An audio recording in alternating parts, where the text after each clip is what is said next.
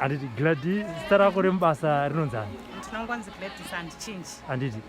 Chii chakaita kuti ufunge kuti kandiite basa resex work? Problem ndeyekuti ndakaroorwa. Ndakaroorwa bva ndarambwa nemurume. Akandiramba zveshe I didn't wish kuti ndo zvandichazoda kuita muupenyu. But zvakandiaffect. Then zvakandiaffecta kudaro life yangu yakatanga kuchinja. Yachinja kudaro ndakabatikana zvakanyanyisa because ndakanga ndine zvese ndaiso drive mota yangu ndichibva pamba pangu ndichitonotengawo chingwa whatever chandoda saka ndaaffect kodaro ndakatanga kurara pamacardbox ndadzingwa nemurume wangu then ndakashingirira then ndakasanganawo nevamwe wakandiudza kuti no kana wapinda musituation even my friends even mufamilies chaimo vanokuneglect. Inini I understand, but brother yangu manje anobvira ambondineglect. Zvekuti akangondiudza kuti the ball is in your hand. To leave it or to score it. Then ndakadecide kuti rega ndibve. Saka ndabva kudaro ndopandakazoona vamwe vakanditi ngati lokosi. Ngatiendewo club. Hauna waunotaura naye but toshandisa ma-protectors. Ndikati fine. Then ndakatanga kujoinawo vamwe then ubva ndatoona zvakutondiitira life yangu bva yatotanga kuchinja ndikatotengawo mubhedha wangu ndikatenga fridge yangu vana vangu vabva vatanga kuenda kuchikoro because ndine 2 boys engari grade 1 that time neengari 0 grade ndakavaendesa kuchikoro kusvika izvezvi umwe wacho aform 4 umwe wacho ari form 1 ndinotosacrifice kuenda muNB ndonotengera vana vangu mauniforms. But saizvezvi handichamiriri nekuita sex work chete like mabhawa akavharwa and the like maclients anogona kuita mashow ndongodhila nevanhu on the line anenge achida kungondiona like inini hangu handite zvekuzouya panapa pachipasi ndinongoitawo zviri classic saka the way andoita zviri classic ndinowanawo mari yakawanda because togona kunobhuka tikabhuka nemunhu eroom of 50 years haazondipowo less than that anogona kundipowo kana 80 kana 100.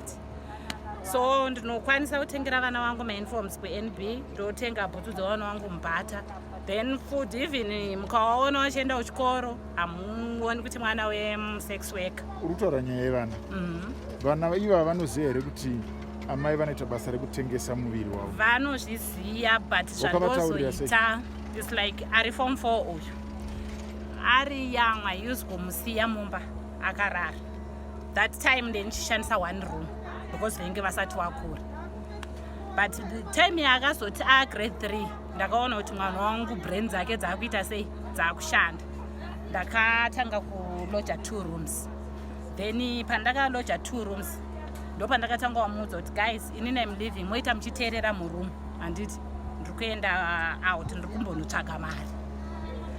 Time iyo yaisaziva kuti haukutsvaga mari kwacho but now izvezvi aform 4 azotokura manje ndopaakatanga kuzoti kana mama vachitori unotsvaga mari vanenge vachitonopinda muclub vachitsvaga mari ikoko then anotonzwisisa and chimwe chandakadzidza ndechekuti I don't have to show vana vangu maboyfriends angu.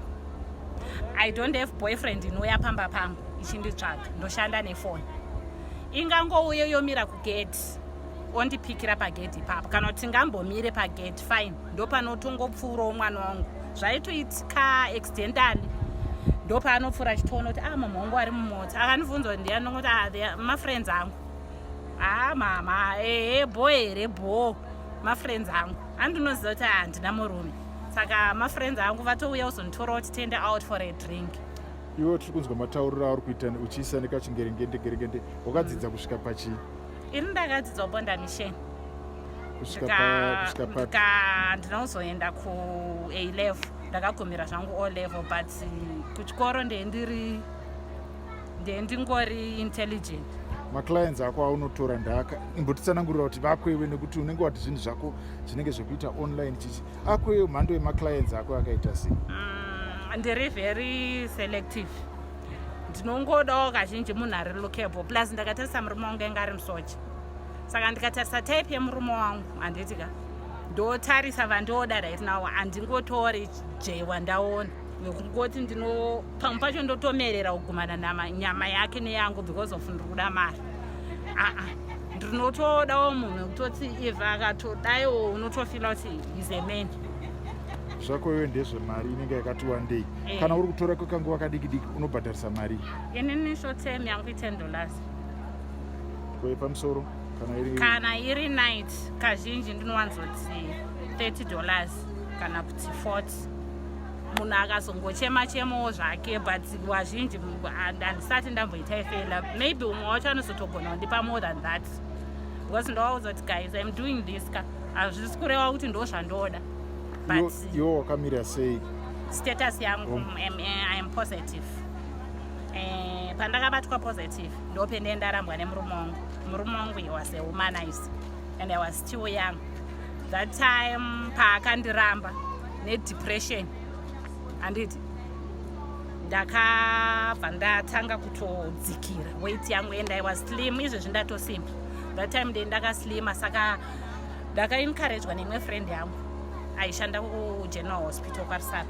Andudza kuti agledi, ndikati weye zvikanzi enda kuOI unotestwe because I saw your husband, your ex-husband variko, so ndoda kuti uende. Ndakambofila bad about the issue, but ndakaenda. Then I started to take my medication. Ndofunga it was 2011. Uri mubasa rako iro riri unotora zvinodhaka here sezvinoita vamwe? Ndinonwa Black Label but handimix mabeers.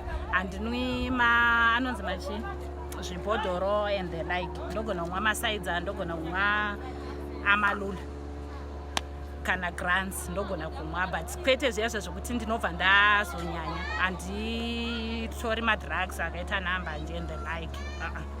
Nechikonzero chekuti wati uri kuzivisa kuti iwe uri kurarama nechirwere, unoshandisa dziviriro here? Ndinoshandisa maprotectors. Ukasangana nemumwe murume anenge ati aiwa ine handisi kuda izvozvo, ndinotoramba because right now vana vangu vandakuudza ndiri kusacrifice kuti ndiite sex work because of them. Saka handitombodi kuti nditadze kuona kuti mwana wangu azorora kana kuti azoshanda. Ndinotoshwira zvakanaka zvinobva kuwana wangu. Sometimes ndikatoita my emotions ndowaudza kuti guys look, tinopinda pakasiyana-siyana because of you, kuti mukure, kuti muve neshungu, muendewo kuchikoro zvinoita vamwe vanogara vari macouples. sezvo riri basa mabasa ese ane kuti pane magumo. Pamakore ako auina izvino uri kufunga kuti wasarirwa nenguva yakadii uchiri mundima usati wati ndasiya? Une pfungwa dzekuzosiya here? Yeah, I think ndikasvika, now I'm 45. Ndikasvitsa 50 years ndofunga ndinenge ndakuitawo zviri distance zvokuti ndogona kuti kuHarare ndine boyfriend 1 kana kuti kuBulawayo kuita 1, then ndinenge ndakuda kuti nyama yangu izorora.